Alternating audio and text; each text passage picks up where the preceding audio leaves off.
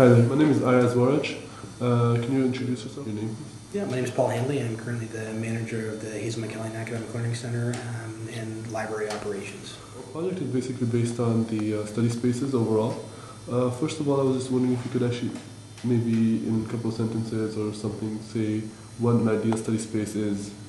Because you're working in a library, so you definitely know what a study space is required, what kind of lighting, what kind of environment, what kind of, like stuff like that.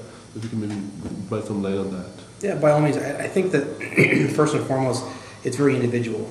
Study space creation and the use and its effectiveness is dependent on the person who uses it. So what I can provide you with my opinion and maybe what myself and the library share as an overall ideal study space, which again won't fit each and every individual, but will hopefully catch as many as possible. So I think they need to be first and foremost secure.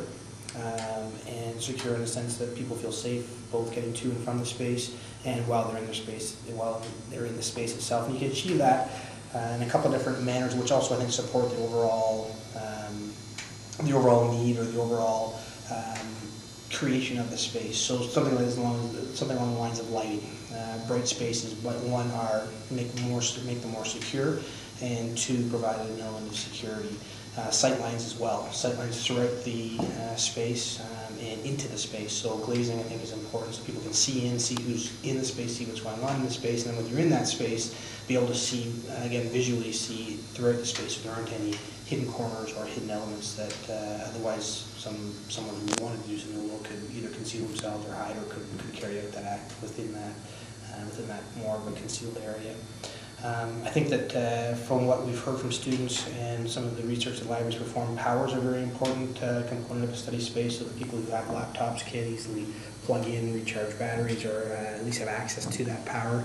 And then the work surface and the workspace itself is the final one. It needs to be something that people can work on that's somewhat comfortable and at the same time balancing that with the need for a space, a work surface that is conducive to academic endeavors and to study. And then there's the debate around, or not a debate necessarily, but the need of the study space itself. And is it collaborative? Is it individual? Levels of noise. Obviously, there's a threshold for noise, but is it, is there academic noise? We're having a conversation about a subject or about a class issue, wherever the case may be, that becomes energetic and it's a little louder than dead silence, but maybe that's acceptable because it is good conversation versus unruly behavior. So I think in a nutshell that would be my ideal study space for sure. Do you think there's enough study space on campus for the students that come to the university? Well, I think that's a question that the students themselves would have to answer. What I can comment on specifically is the library. We have a number of great spaces here in the library. Does that meet the need of all the students all the time? I'm not sure that it does.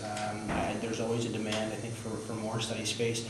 And I think that needs to be balanced with, again, the peaks and flow and the ebbs and flows as well of the students and their needs. I mean, in the library we see a decreased activity earlier on in the semester, around midterms.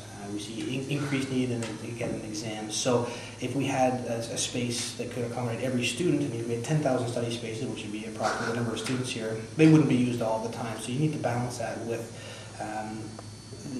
the cost-benefit analysis. How many spaces do we need reasonably at any one given time to accommodate a majority of our students? So I think that the library, we've attracted a number of students to the space because it's a warm, it's an inviting space. There's a number of good resources, both from a human resource perspective and from technology and actual research resources as well. So we've been quite successful in attracting a number of students here to the space. Would we like to have more? I think that we probably would.